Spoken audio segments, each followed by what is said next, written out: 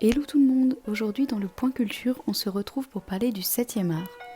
Et pour faire suite aux vidéos littérature et musicales de mes camarades, nous allons donc parler de contestation sociale sur le grand écran.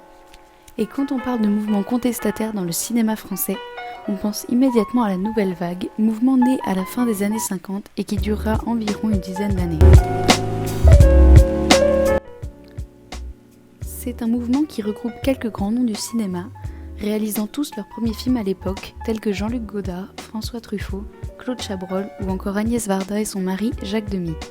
Ces jeunes réalisateurs anticonformistes vont donc bouleverser les codes du cinéma français pour se créer et s'approprier leurs propres codes. Avant de passer derrière la caméra, beaucoup d'entre eux sont passionnés de cinéma et sont d'abord critiques de films, notamment dans les cahiers du cinéma.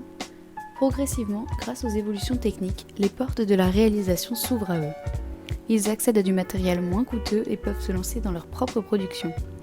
Fini les décors soignés, les tournages en studio, les dialogues fantasins et les grandes têtes d'affiche. Ces films sont tournés en extérieur, les décors sont naturels et les budgets sont notamment bien moins importants. Les histoires sont simples et très souvent inspirées par leur propre vie. Les dialogues sont réalistes et des inconnus se retrouvent devant la caméra, ce qui donnera par exemple sa chance à un certain Jean-Paul Belmondo.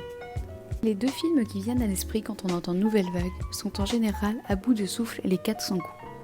Respectivement réalisés par Jean-Luc Godard et François Truffaut, ces deux films sont novateurs pour leur époque et marquent le début de la Nouvelle Vague, étant centrés sur des personnages simples, en conflit avec l'ordre établi.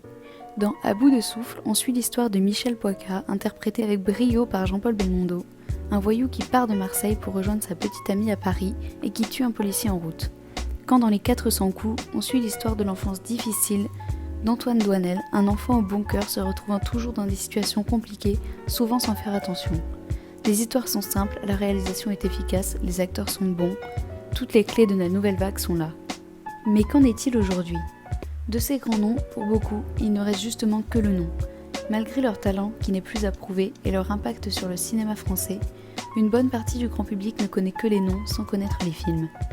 Parmi le grand public, peu de monde a vu les films de Truffaut, de Godard ou même d'Agnès Varda, bien qu'elle ait encore été active il y a à peine 3 ans.